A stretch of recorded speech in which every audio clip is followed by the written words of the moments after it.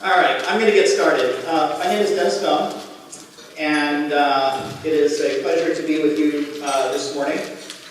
We had a terrific turnout when the word started to spread about the program this morning, about the timeliness of this whole crowdfunding issue, and the folks that we assembled to talk about that. And we went from like 60 to 150 registrations in literally like 4 or 5 days. So I know there's a demand out there for for this topic. And I'm going to spend a lot of time on talking about our panelists and our speaker, but Daryl Bryant's going to do a little of that, and then they're each going to introduce themselves. But I think you're going to see that this really is the first team of crowdfunding on this issue. Just a word about, where's Dean Cright? I just want to recognize the Dean of the Business School here, Frank Cright, and the folks that he has surrounded himself with, but just making great strides in, too much sun over here? All right, can we put this lunch down on this side? Let's bring our canning motion, so we better take care of that. But the business school here is just making great strides under Brent's leadership over recent years, and so I was blessed when someone here asked that I start the Center for Entrepreneurship. It's the Feliciano Center for Entrepreneurship, and sitting right here in this front row is Mimi Feliciano, who made this wonderful gift to start this center. So Mimi, thank you very much.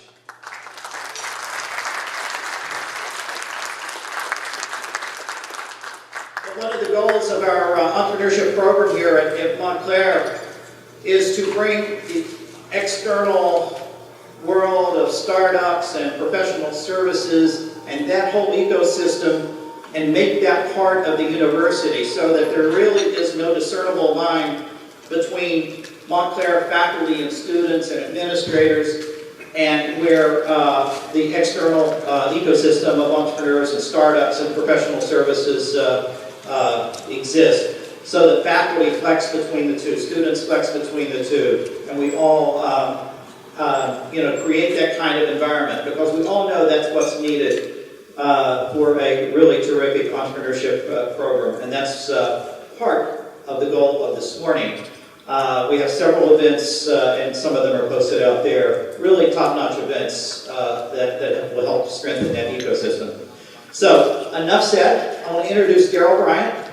Daryl is the CEO and founder of Hudson Horizons and now Startup Valley. He is a MSU alumnus. He started his entrepreneurial days here with a business he called Liquor Lamps. We're not going to go through a long discussion of Liquor Lamps, but he has been just a wonderful asset to the Entrepreneurship Center. He's been a great friend, and a lot of his thinking is what got us to here this morning. So, Daryl Bryant, come on up.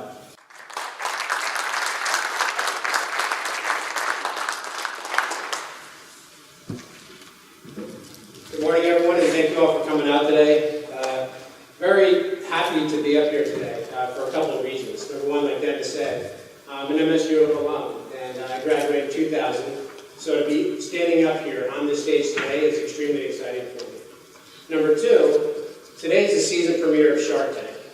And I don't know about you, but I absolutely love that show. And that's sort of the idea of what we're talking about today, just in a different level. Instead of companies pitching to 5 potential sharks that can invest in their company, we're now taking this online and allowing the whole crowd, and potentially hundreds or thousands of people, being able to invest into a company. This is going to be game-changing, and it's exciting to be here and speaking about this today. Another reason I'm happy the panel is today and not yesterday, because yesterday was International Talk Like a Pirate Day. I don't know about you guys, if I had to talk like a pirate, no way. Okay. So I have the great pleasure of introducing you to our keynote speaker today, Zach Cassidy-Dorian. He has an extremely long list and very impressive bio, so I hope I can cover everything. Zach is a partner at Crowdfund Capital Advisors, and they work with investor groups, different government associations, and different organizations that are established and ready to take on crowdfunding. So they help educate and guide them through that process. He's also one of the founders of the Startup Exemption, and he worked with Sherwood Neese and Jason Best on drafting the framework that ultimately became crowdfunding of the Jobs Act that we know today. So they worked with Congress to help get these laws pushed through. So it's extremely exciting to have Zach here with us today talking about this topic. He's also a very successful entrepreneur. He started a company called Pure Mountain Olive Oil, which was a chain of olive oil and tasting, balsamic tasting stores, and became very successful with that. And he's also a co-author of Crowdfunding for Dummies, and also another book, Crowdfund Investing in a Day. So, Zach, would you please come up here? So everyone please give Zach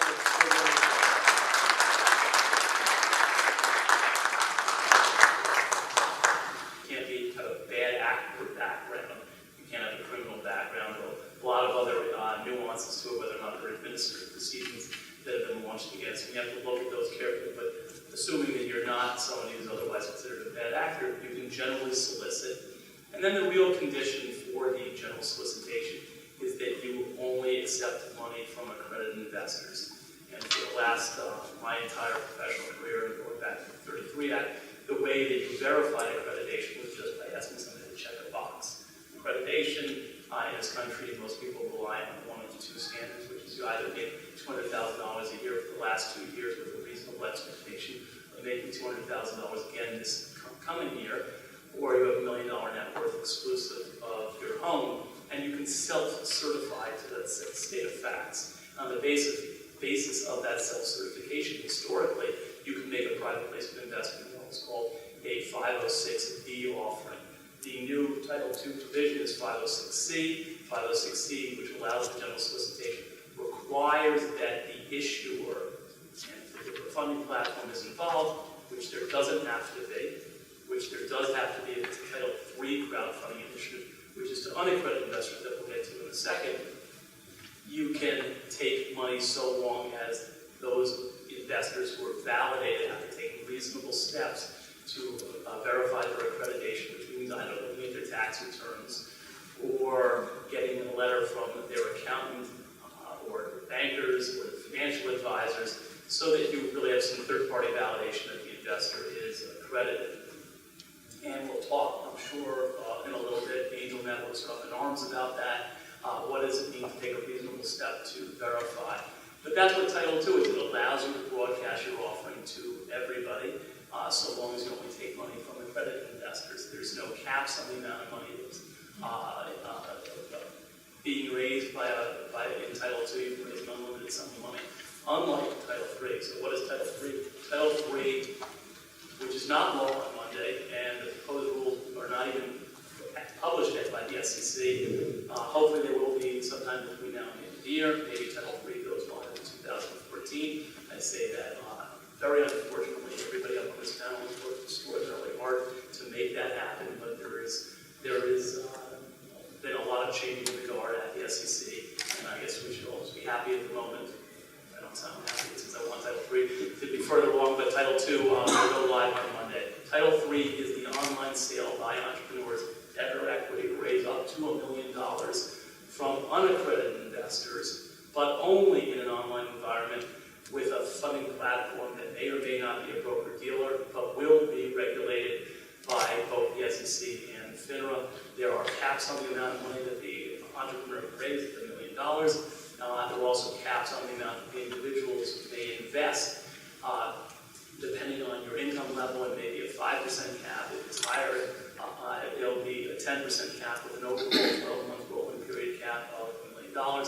There are limitations as to how a deal may be marketed in a Title III environment to investors, which means that the entrepreneur may, I know I'm talking to you, I just want to get over it. You may only market you may tweet that you are raising money in a Title III environment, and you may visit any one of a number of funding platforms, but you may not say any more than that. The funding platform can market itself as an interesting marketplace for people to come to see interesting deal flow, but they may not market individual deals. In this regard, it's very different than Title II. So what does that mean? It means that only investors that are really interested in seeking out a particular deal will go to that funding platform, register, go through an education process which is required by Title III. It's not required anywhere else in the securities law that I am aware of, although broker-dealers have some level of responsibility. In this way, I think Title III not only is different than all other securities programs, it is an improvement upon a lot of other securities programs. For naysayers in the audience, which there typically are, that's, to me, a huge improvement. I wish Title II had that same requirement. It doesn't. We encourage all Title II platforms to follow the same discipline. That's the difference between Title II and Title III. Okay, great. So Monday, Title II goes effective. So the lifting on general solicitation goes away. So does this mean that if I'm an entrepreneur, I can just go start tweeting on Monday that I'm looking to raise $250,000 and anyone can potentially invest in my company? As an entrepreneur, the answer is yes. So you can just start taking your offerings and put them, tweeting them. But you do need to just have disclaimers, basically saying that, if you have projections in your financial statements, that they are projections, because you need to make sure you're not misleading the investors as they come to seek you out. I'll just add, I don't need to hog. I'm very nervous about Monday. I'm excited as active, but I'm extremely nervous about it because a lot of good-intentioned people will do things that will get themselves into trouble. Federal and state regulators are watching activity Monday very carefully, monitoring press releases. So what you think is a general solicitation is still subject to the anti-fraud laws in each state, federally, so you may not hype your offering. Luckily, in the Twitter environment, you limit the number of characters you can. More often than not, what you should probably just do is direct people to a more involved offering. But be careful. It's exciting. You can do it Monday. You can do it with advisors who understand the sensitivity of the securities laws. And the last thing is, if you think you're doing a 506B offering, the traditional offering that angel networks and everybody has been doing in this country, if somebody then tweets about it, don't be so sure you still have a good 506B offering. Can you unpack that just a little bit? Why would you do? No. The concern is that 506C does, in my judgment, call into question a lot of the previous activities that angel networks and entrepreneurs have been assuming was not a general solicitation. Pitch competitions, demo days. Here in the state of California, they have assumed that none of that activity was a general solicitation for quite some time. If you happen to be in other states that won't name them, you might be in trouble today to do the exact same thing. It's arbitrary, it's not fair, but it's the truth. Tweeting, in my mind, falls into that same category, potentially. We asked the SEC a couple weeks ago for greater guidance as to what is and isn't a general solicitation in that regard, because angel networks, venture capital firms want comfort that their activities up till now will be protected as not general solicitations. So all I can tell you is it's a sensitive area, and monitor future guidance, hopefully. So is New Jersey, where does New Jersey fall in? Are there any state regulators here? I don't actually know where New Jersey falls out. I would say the more mature capital markets states are going to be more sensitive and concerned than some other states. And I say that because some states have intrastate crowdfunding initiatives, and those are states that are demonstrating that they are receptive to this new line of activity, whereas states like Massachusetts have announced that they've formed a new group that's 15 people that are going to be monitoring this activity aggressively. Ohio's has already taken enforcement action. So I don't know New Jersey specifically, but I would encourage you to see whether or not they have joined forces in the various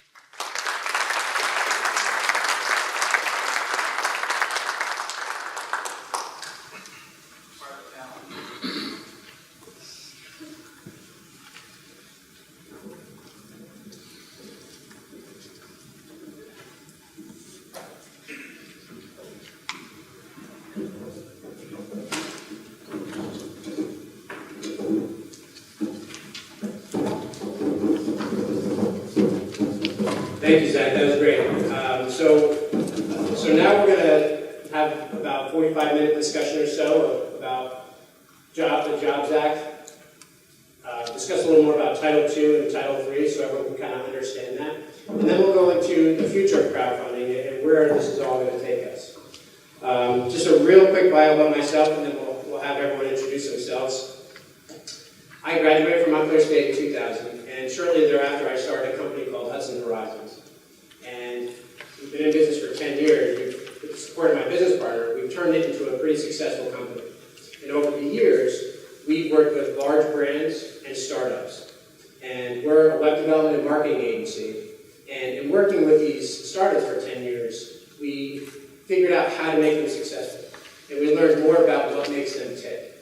So we found a passion for helping startups to try to become more successful. Because as a startup myself, an entrepreneur myself, it's very difficult. And you need a lot of support. You need capital. That's one of the reasons we're here today, to become more successful. So when we found out and learned about the Jobs Act, we thought it was a perfect opportunity to take the resources of our company at Hudson Horizons, be able to create a platform to help startups raise capital directly on our portal. And that's what we did. So we launched Startup Valley, which is an equity-based crowdfunding platform for technology startups. So, like I said, we have a passion for helping support these startups, and that's why we launched this platform. So enough about me, let's get into the panels. Zach, did you want to say any more intro about yourself? Education background, I went to the University of Vermont for my undergrad, and I got my MBA from Thunderbird School of Global Management. Good morning, everyone. Thank you for joining us. Can you hear me okay?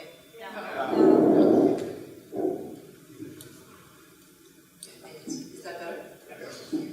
So good morning. My name is Kim Wales. I actually grew up in this area. I grew up in East Orange, New Jersey, so I'm very familiar with Montclair State and Montclair as a city. I didn't start out as an entrepreneur. I actually started out my career in banking. I spent 18 years working at large institutions as an independent consultant. A lot of my clients have been like Morgan Stanley, Prudential Securities, JP Morgan Chase, Depository Trust and Clearing, securities industry, automated work, etc. And so by working at those institutions, I've been able to establish a firm background in terms of the nuts and bolts of banking practice from cash management and treasury, and moved that up through operations, compliance, and due diligence, and then moved for the last 4 years into the private placement role in terms of hedge funds, private equities, etc. Well, last year, April 5th, 2012, when the Jobs Act was signed into legislation, I saw this as a great opportunity to get involved with the industry in terms of taking that old background and transitioning it into more of what's going on and how entrepreneurs can actually raise money outside of going to a bank and actually seeking loans because the bank is not lending money. So by joining CIFRA and CFPA, the crowdfund intermediary regulatory advocates, as a board member, I've been working diligently with a lot of these colleagues here in terms of building out the best practices and the standards for the framework under Title III, as well as establishing some of the guiding principles for Title II. I am now the founder and CEO of Wells Capital, and Wells Capital is a strategy consulting firm, and what we do is we help small businesses, hedge funds, private equity funds, etc., to take the Jobs Act and figure out how they can find a revenue stream within their current business models.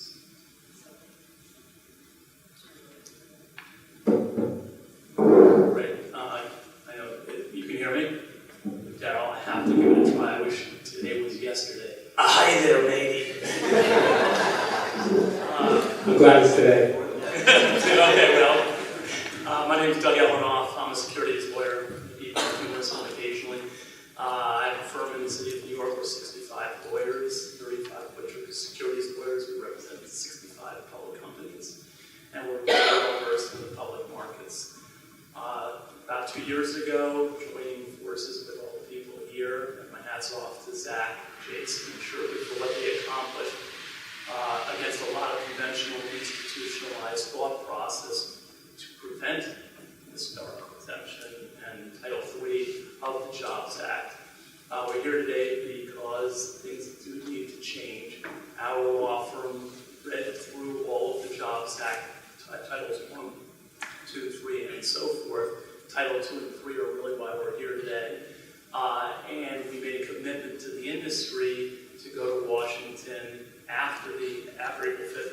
legislation was passed, but to work with the SEC, FINRA, the industry, and commercial parties to make sure that they had representation in order to work with the federal and state regulators so that the law, although it was passed April 5th, the proposed rules were going to be written by the SEC, and we wanted to make sure that they were done with a sensitivity towards balancing the commercial interests and investor protections.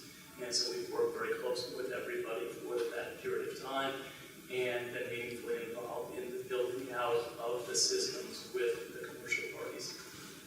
Good morning, all. I'm Jonathan Salmon. My background is institutional investing and investment banking. I started at crowdcafe.com and localinvestors.org. The crowdcafe.com, I spent a lot of time looking at international equity crowdfunding and debt crowdfunding models. This was already legal to varying degrees in countries from Great Britain to Netherlands to France to Australia. I apologize.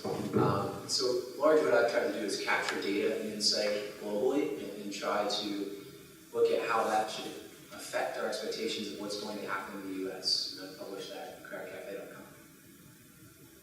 Great, thank you guys. So I think to start off, we've been throwing around the terms Title II and Title III. I think it's important that we dive a little deeper into those to help explain what the difference is. I think we all understand the difference between what a Kickstarter, rewards and donations-based crowdfunding is versus a securities-based, which is the selling of equity or debt. So could one of you kind of share a little bit about Title II, Title III, and what the differences are? Okay, no more pirate talk. Title II can be explained relatively easily. It is the sale.